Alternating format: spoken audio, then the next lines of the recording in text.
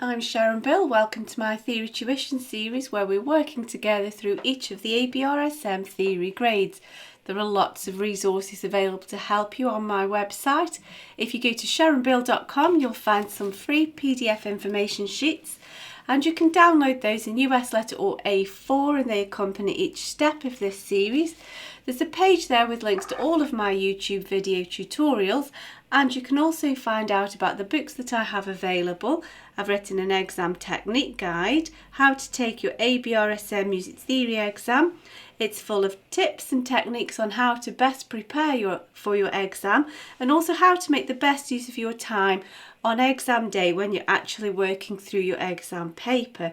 So if you visit sharonbill.com, you'll find it's all there. If you can give me a like, that would be really super, and please do subscribe to my channel to keep updated. There's lots more to come. And now we're going to complete the final questions on this specimen paper.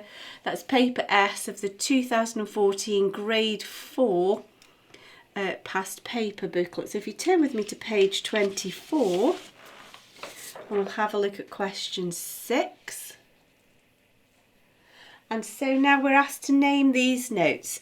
So we've got some different clefs and also we've got lots of ledger lines to be dealing with. And so there are two ways you can deal with this. You can either start from a note that you're familiar with.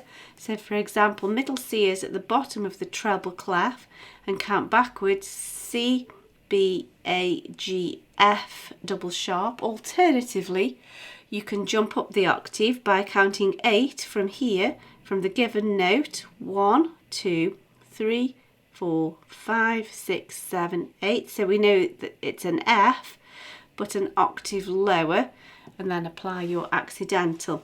So let's count this one down the octave. So we always count the given note and we're counting lines and spaces. So 1, 2, 3, 4, 5, 6, 7, 8. So again we have an F here.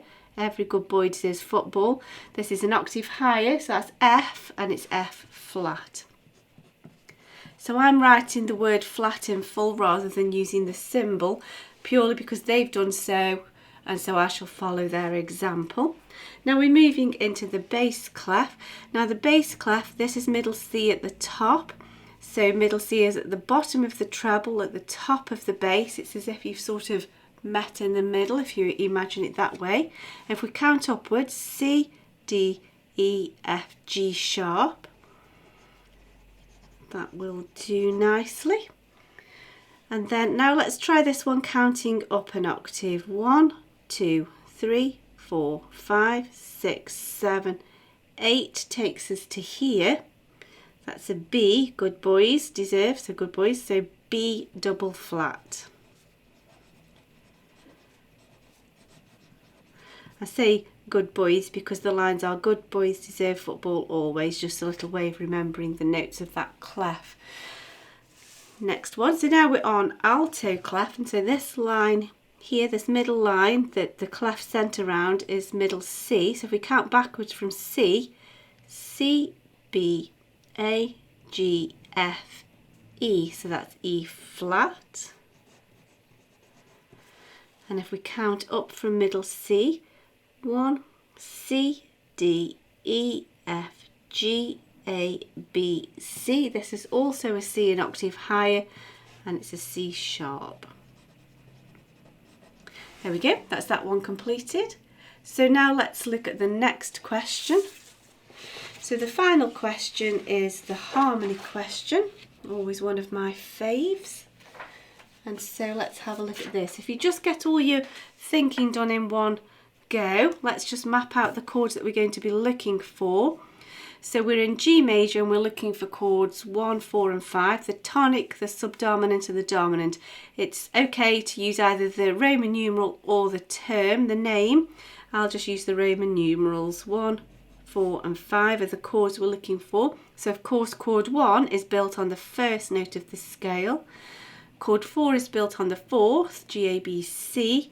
And chord 5 is built on the 5th, D, and then we build our triad, which is the 1st, the 3rd and the 5th, so G, A, B, C, D, C, D, E, F, G, D, E, F, G, A.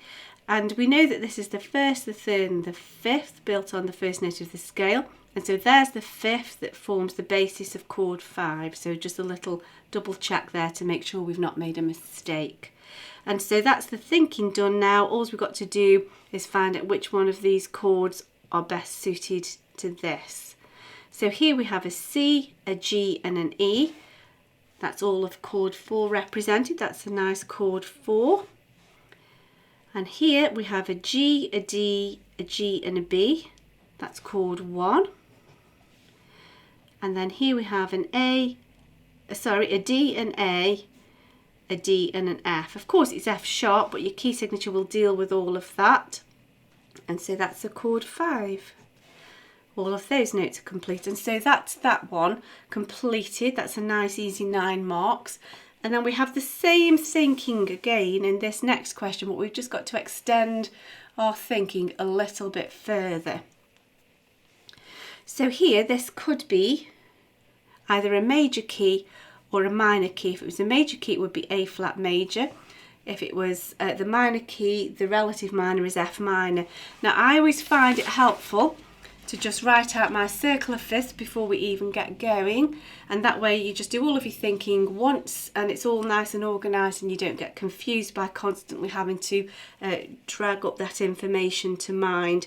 And if you're not sure how to do that, I've done a video tutorial on the circle of fifths and you can find the link to that in the cards and in the description. So we know that we're going to be looking at F minor, and we want to have the dominant, which is chord 5. So if chord 1 is based on F, chord 5 is based on the 5th, F, G, A, B, C.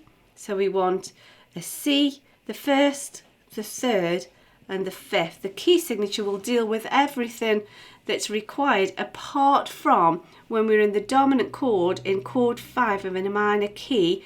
We always need to remember that this middle note is the 7th, which needs raising. We raise the 7th in a minor key, and so we need to just make sure that we remember that accidental. So we're building up a C chord, but we need to make sure that it's not C minor. We need to have that major third. We need to just raise that. So there's our bass note, C, E, G. However, it's still E flat, so we just need to get rid of that and raise it to show that minor key, and it always falls in the middle of chord 5 in a minor key. Next one, we've got a major key. The major key, which has 4 sharps, is E major, and the tonic is the chord 1, and so that's going to be built on the E. So we want 1st, 3rd and 5th of that chord built on the first note of the scale, so E, G, B. And so we just need to pop this on the stave. So E is our 1st, 3rd, 5th. And once you've got your first note, we just either go line, line or space, space above that. So here we go, last one. So we're in a key of 2 sharps. It could be D major, but we want the minor key. So the related minor is B minor. And so we want the subdominant. So if the 1st is built on note B, the tonic, the 4th, B, C, D, E is our 4th degree of the scale, and we'll build the triad up from that. E, G, B, 1st, 3rd, 5th. There's no other accidentals to worry about. It's only chord 4, not chord 5. And so we just need to find E, G, B. Now if this is middle C, we know that this is the B. So if we just work backwards, B, G, E. Just double check that. C, B, A, G, F, E. There we go. That's that question completed. That's also that paper completed, and also that full year of papers completed. So we've done the whole set. I do hope that's helpful to you. I hope it's helping you in your studies. I also hope that you're enjoying it. I'm certainly enjoying working through it with you. If you can give me a like, that would be really super. Please do subscribe to my channel to keep updated. There's lots more in store. And also please do browse around sharonbill.com and make use of all of the resource and information that's available there to help you. Thanks for watching, and I'll see you next time. Bye.